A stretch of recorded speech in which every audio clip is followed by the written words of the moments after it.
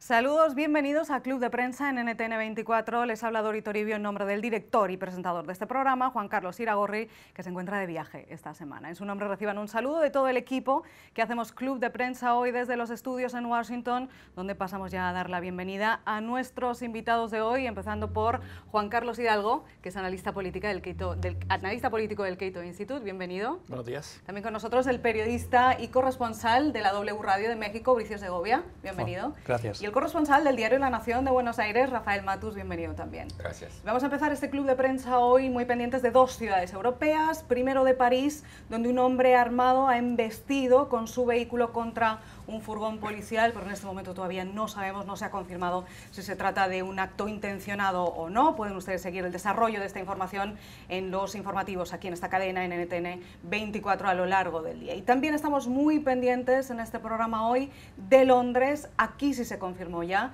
que anoche hubo otro atentado terrorista más, después de que un hombre de 48 años atropellara con su vehículo a un grupo de personas, dejando al menos un muerto y más de 10 heridos. Esto ocurrió en un barrio al norte de la ciudad, muy cerca de una mezquita, cuando los fieles acaban de salir de su oración de la medianoche del Ramadán. La primera ministra británica, Theresa May, ya ha confirmado que se está investigando lo ocurrido como un atentado terrorista y además ha prometido que se va a endurecer la lucha contra el extremismo después de este atentado, que es ya el cuarto atentado terrorista en menos de 3 meses en el Reino Unido, pero esta vez Juan Carlos Hidalgo ha sido contra la comunidad musulmana. Sí, va a parecer un hombre anglosajón, en un tipo de retaliación, ¿verdad? De ataque en venganza por los últimos atentados terroristas que han sacudido al Reino Unido. Atacó a un grupo de musulmanes que venían saliendo de la mezquita mientras decía que su misión era matar a todos los musulmanes. Y bueno, esto más bien va a servir para recrudecer el ambiente de crispación que existen entre ambas comunidades en el Reino Unido y en Europa en general. Es lamentable lo que estamos viendo este año, porque sin duda alguna esto no va a quedar aquí, ¿verdad? Va a continuar y se va a convertir probablemente en lo normal de la realidad europea. Bricio Segovia comenta que este atentado fue declarado por las autoridades como atentado terrorista en solo 8 minutos, precisamente porque el atacante, este hombre de 48 años, estaba gritando: quiero matar a todos los musulmanes. Sí, yo creo que además esto nos sirve como recordatorio, algo muy importante, pues que musulmanes e islamistas no es exactamente lo mismo. Recordar que este extremismo pues hay que separarlo de una religión, hay que pues tenerlo en cuenta según una tendencia política extrema. Sí, muchos, la mayoría son musulmanes, todos de ellos, pero hay que tener en clara esa división. Y algo también muy importante que debemos tener en cuenta es cómo está creciendo el número de reclutamientos en Europa. Eso es algo que alarma también a las autoridades, porque no podemos prever ya o incluso frenar quienes llegan para pues perpetrar este tipo de atentados. Solo para que nos hagamos una idea, mencionabas a París al principio del programa. En Francia el año pasado entre un 20 y un 25% aumentaron el número de combatientes reclutados, y también en Bélgica ya cifras muy recientes señalan que hay entre más de 600, unas 629 personas dijeron pues que combaten en las líneas de Estado Islámico, tanto en Siria como en Irak. Por lo tanto, cifras alarmantes de personas reclutadas en Europa, europeos, muchos de ellos que no han tenido nunca contacto incluso con el Islam, pero que pese a todo eso, con la propaganda de estos grupos terroristas consiguen ser reclutados y perpetrar atentados como estos. Y Rafael Matus, estamos hablando del cuarto atentado en menos de 3 meses y solo en el Reino Unido. Sí, yo estaba mirando unas cifras esta mañana. El Reino Unido está viviendo el peor año en términos de violencia terrorista desde 2005, cuando ocurrieron los atentados en Londres del 7 de julio. Aún así, el Reino Unido en sí está sufriendo muchos menos ataques que los que sufrían en los 70 o en los 80, cuando las divisiones internas eran el motor de los atentados en ese entonces. Y Europa en general, a pesar de estos titulares, ¿no?, que son tan choqueantes, tan impresionantes y que parece que se repiten toda la semana, como decía Juan Carlos, una suerte de nuevo normal, sigue siendo una de las zonas más seguras en relación con otras regiones del mundo, como por ejemplo Medio Oriente o África, donde los ataques terroristas no solamente son más frecuentes, sino también son muchísimo más sangrientos y letales que lo que estamos viendo en Europa. Y vamos a estar también pendientes hoy de Londres y de Bruselas, pero por otra razón, aunque eso también está dando muchas dificultades a la primera ministra británica, Theresa May. Hoy arrancan las negociaciones finalmente sobre el Brexit, que es para la salida del Reino Unido de la Unión Europea. Y los británicos llegan en una posición muy complicada. ¿Por qué? Recordemos que Theresa May convocó elecciones anticipadas hace solo 2 semanas porque ella quería reforzar su mayoría en el Reino Unido y quería llegar con una posición mucho más fuerte a las negociaciones en Bruselas para defender lo que ella llama el Brexit duro, que es fundamentalmente la retirada del mercado único y de la unión aduanera. Pero las elecciones no le salieron bien, no consiguió esa mayoría, con lo que los británicos llegan ahora a Bruselas con una posición muy difícil, muy cuestionada, y la gran pregunta es, Juan Carlos Hidalgo, si van a tener que suavizar, si Londres va a tener que suavizar su postura en este inicio de las negociaciones, que por cierto tienen lugar casi justo cuando se cumple un año de ese referéndum que en 2016 nos dejaba con la boca abierta. Esto ha sido descrito como el mayor reto que ha enfrentado el Reino Unido desde la Segunda Guerra Mundial. Cercenar una relación política y económica, comercial, de 40 años con la Unión Europea, un bloque al cual casi que la mitad de las exportaciones británicas, el 44% de las exportaciones británicas van a este bloque que permite el libre movimiento de bienes, servicios, capital y personas. Y bueno, y la pregunta es cómo va a ocurrir esta división, este divorcio, y esta discusión, si iba a ser un Brexit suave o un Brexit duro. Al final de cuentas, los británicos votaron por un Brexit, pero nunca especificaron exactamente qué es lo que querían con eso. El Brexit suave, por supuesto, es mantenerse dentro del mercado común europeo, y el Brexit duro es salirse, e incluso la posibilidad de que se salga sin un acuerdo entre las dos partes, para tratar de restablecer algún tipo de relación. Y esas son las grandes polémicas en este momento. Después de la elección fallida de Theresa May, ¿verdad?, donde perdió su mayoría en el Parlamento británico, ha habido mayor presión por parte incluso de fuerzas dentro del Partido Conservador para que se considere la opción de un Brexit suave. David Cameron, el ex primer ministro, también John Major, el ex primer ministro, más importante aún, Ruth Davidson, que es la líder del Partido Conservador Escocés. Recordemos que el Partido Conservador Escocés era casi no existente. Sí. Solo había un diputado conservador escocés. Había más pandas en el zoológico de Edimburgo que diputados conservadores escoceses.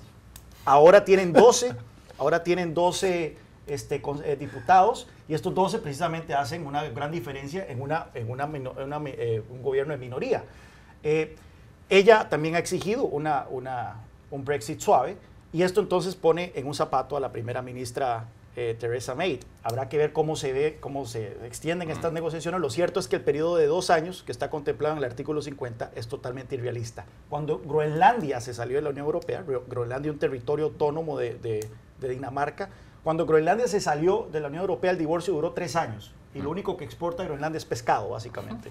Así que podemos esperar de que las negociaciones para cercenar esta relación con la que es la 6ª economía más grande del mundo va a ser muy difícil y se va a prolongar por más de 2 años. Precisamente, Bricio Segovia, Theresa May invocó el artículo 50 del Tratado de Lisboa el 29 de marzo, hace menos de 3 meses, lo que marca ya la cuenta atrás de esos 2 años, en marzo de 2019. En teoría, el Reino Unido tiene que haber salido de la Unión Europea, pero claro, a falta de estas negociaciones, ¿qué puede pasar a partir de hoy?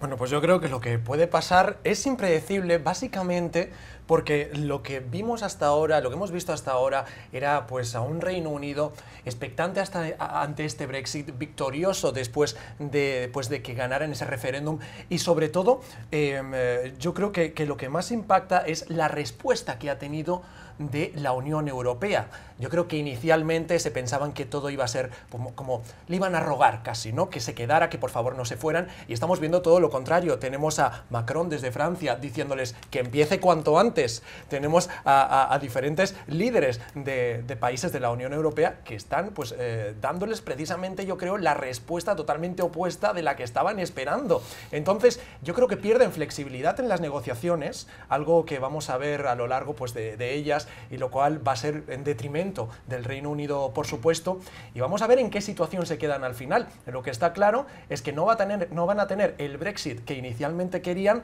y vamos a ver sobre todo si los votantes que optaron por ese Brexit acaban contentos con el resultado, porque desde luego no van a tener lo que inicialmente esperaban. Ese Brexit que inicialmente querían y que menciona Bricio Rafael Matus es la petición o la intención que tenía el Reino Unido de empezar estas negociaciones por lo que ellos llaman el divorcio y al mismo tiempo el comercio, es decir, cerrar como prioridad el acuerdo comercial entre ambas partes. Pero la Unión Europea estaba diciendo que no estaban de acuerdo con esto, que era mucho mejor empezar, por ejemplo, con los derechos de los ciudadanos, tanto de los británicos que están viviendo en la Unión Europea como de los europeos que están viviendo en el Reino Unido, que son más de 4 millones de personas en total, además de otros detalles, por ejemplo, la factura que tiene que pagar ahora el Reino Unido por salir de la Unión Europea después de 40 años. Pero esta pugna, aprieta y afloja entre ambas partes había durado hasta hoy y ahora parece que sí puede llegar a suavizarse esta postura de Londres. Hay que ver cómo evoluciona el contexto político en el cual se van a dar las negociaciones, ¿no? Porque, como decía Juan Carlos, ¿no? 2 años es poco tiempo para negociarlo, pero también es mucho tiempo en términos políticos, porque muchas cosas pueden cambiar en 2 años. Pensemos cómo estaba el contexto europeo hace 1 año, ¿sí? ¿No? Con el Brexit y con Francia, que parecía que Europa se desmembraba ante la revuelta populista, y hoy Europa parece muchísimo más fortalecida. Macron acaba de tener un rotundo triunfo en las elecciones legislativas de Francia, Merkel se encamina hacia un 4º mandato, y estas negociaciones que arrancan hoy en Bruselas encuentran a Europa más fortalecida de lo que estaba antes, frente a Inglaterra, que está más debilitada, ¿no? May es hoy una primera ministra en una situación bastante frágil después del fiasco de las elecciones a las que convocó. De cómo evolucione ese contexto creo que va a depender cómo evolucionan también las negociaciones, ¿no? Uno está atado al otro. Sí creo, como decía Juan Carlos, que ahora las posibilidades de que haya un soft Brexit creo que son mucho más altas que antes. No se vayan, hacemos una pausa y enseguida regresamos aquí a Club de Prensa. Continuamos aquí en Club de Prensa con la mirada dirigida ahora a Francia, donde el nuevo presidente francés, Emmanuel Macron, continúa celebrando victorias. Después de ganar las elecciones presidenciales en mayo, ayer se celebraron elecciones legislativas para renovar la Asamblea Nacional y el partido de Macron, República en Marcha, junto con el apoyo de los centristas de Movimiento Democrático, consiguieron mayoría absoluta con más de 350 escaños de los 577 que tiene la Asamblea Nacional. Es una victoria importante, aunque Juan Carlos Hidalgo también es importante recordar que ha habido más de un 56% de abstención en estas elecciones. Sí, eso es una cuestión que no es poca cosa, ¿verdad? El hecho de que esto le resta sin duda alguna parte del mandato popular al presidente Macron. El otro que hay que ponerle cuidado es la cohesión ideológica de todos estos diputados. Al final de cuentas, básicamente es un cheque en blanco el presidente Macron, que se está lanzando de un centro, pero esto no necesariamente quiere decir que estos diputados van con un norte ideológico sobre el tipo de reformas o el tipo de políticas que se deben impulsar en la Asamblea Nacional. Hay maestros, hay muchos novatos, hay bomberos, hay policías, y no necesariamente cuando llegue la hora de tomar decisiones difíciles como liberalización del mercado laboral, reducción del gasto público, reducción de la planilla estatal, van a estar alineados con las ideas del presidente Macron. Recordemos que los franceses por lo general son bastante estatistas. Y lo tercero es el hecho de que la Asamblea Nacional nunca ha sido el problema para un presidente francés a la hora de implementar reformas. Es la calle el problema. Entonces, por eso creo yo que el presidente Macron debe enfocarse en hacer una terapia de choque. O sea, lo más rápido posible, como quitar una curita, rápido, es implementar las reformas en los próximos meses, porque entre más se atrase, más entonces va a caer su popularidad y esto va a ser más difícil que saque adelante las reformas que él prometió. Aún así, la renovación política es incuestionable porque más del 75% de los diputados, Bricio Segovia, son nuevos. Efectivamente, y no solamente eso, sino que muchos de los diputados también que entrarán ahora pues en este gabinete serán precisamente diputados inexpertos que no son conocedores, digamos, de la política, y no sé si eso nos suena un poco, ¿no? Pero es un patrón que estamos viendo que se va repitiendo en ciertos países. En Europa lo hemos visto, por ejemplo, en España, lo hemos visto aquí también ahora en Estados Unidos, lo estamos viviendo, y es algo muy importante lo que comentaba Juan Carlos, ¿no?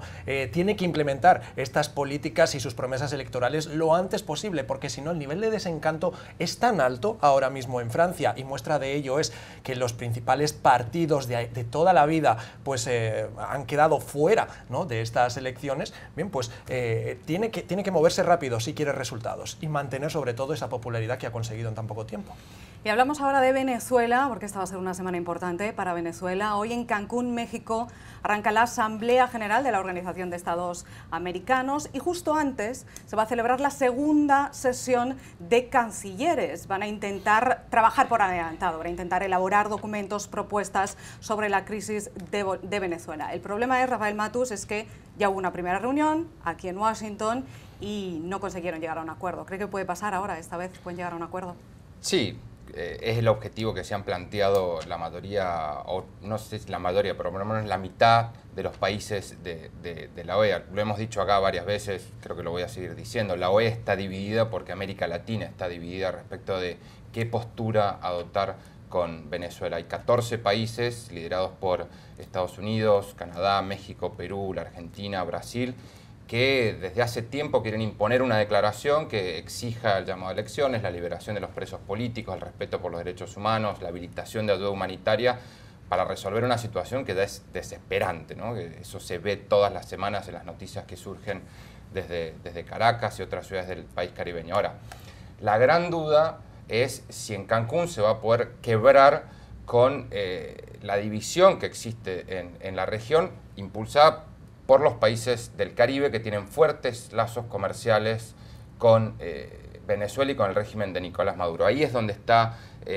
concentrada los esfuerzos diplomáticos y las negociaciones diplomáticas para lograr arrastrar a esos países a respaldar esta declaración. Es probable que termine siendo una declaración no como la que quieren los 14 países más duros, sino una declaración un poco más lavada, ¿no? Que suelen ser los resultados que a veces dejan este tipo de encuentros. Hacemos una pausa y enseguida regresamos aquí a Club de Prensa.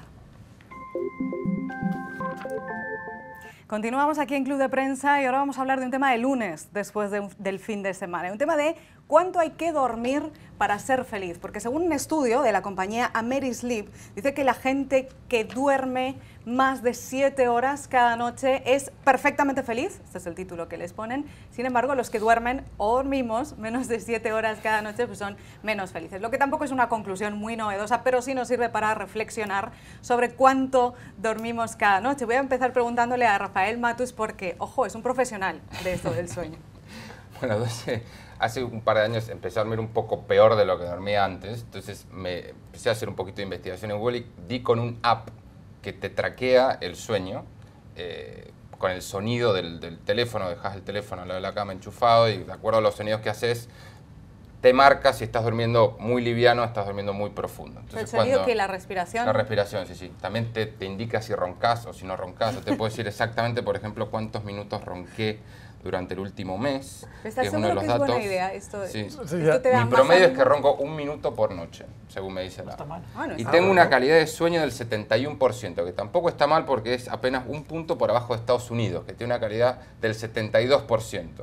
El país de peor calidad, Arabia Saudita, 58%. Y el de mejor calidad, Nueva Zelanda, con 78%. La cantidad de horas que duermo, no soy todo lo feliz que puedo hacer porque en promedio duermo 6 horas 51 minutos. No está mal, casi 7 horas. Y es una muy linda alarma, me despierta con una música así tipo como de bosques y pájaros en vez del sonido de la alarma dura del despertador. ¿Pero cuánto cuesta? Y solamente me despierta cuando estoy en sueño liviano. ¿Cuánto hay que pagar por la aplicación? Creo que son $30. Eso me quitaría el sueño a mí. Pero dormir casi 7 horas siendo corresponsal en Washington no está nada mal. Bricio Segovia, ¿cuánto duerme usted cada noche? Pues yo creo que las 6 horitas y raspadas. Pero lo cierto es que yo también he sido usuario de una de estas aplicaciones y lo cierto es que me quitaba el sueño más que me lo daba. Porque cuando veía los resultados y veía que mi sueño no había sido óptimo, me ponía muy nervioso y al día siguiente pues casi que estaba como intentando controlar mi respiración para intentar engañar a la aplicación. Así que es una falacia pura y dura que no me sirvió para nada. Juan Carlos Hidalgo y yo somos los únicos que no tenemos esta aplicación. 30 segundos, ¿qué tal duermes? Yo trato de dormir por lo menos 8 horas. Los fines de semana tomo siesta. O sea, en eso soy muy a las 7 es sagrada. Sí, eso es sagrada y extiende la calidad de vida. Eso está muy Pero muy, no confío muy en la gente que no duerme, casi no duerme. O sea, Donald Trump no duerme mucho, Hugo Chávez no dormía mucho. Por lo general, la gente que duerme poco no es confiable. Todos estamos durmiendo menos. Pues nada personal. Somos pocos confiables en esta mesa, entonces. Bueno, ya saben, más de 7 horas cada noche para ser felices. Nosotros tenemos que despedirnos ya, tenemos que despedir este Club de Prensa de hoy. Muchas gracias a los 3 invitados por estar aquí, muchas gracias también a ustedes por estar hoy con nosotros. Recuerden que pueden seguir el programa completo en nuestra cuenta de Facebook y también en Twitter, y que mañana regresaremos aquí a Club de Prensa.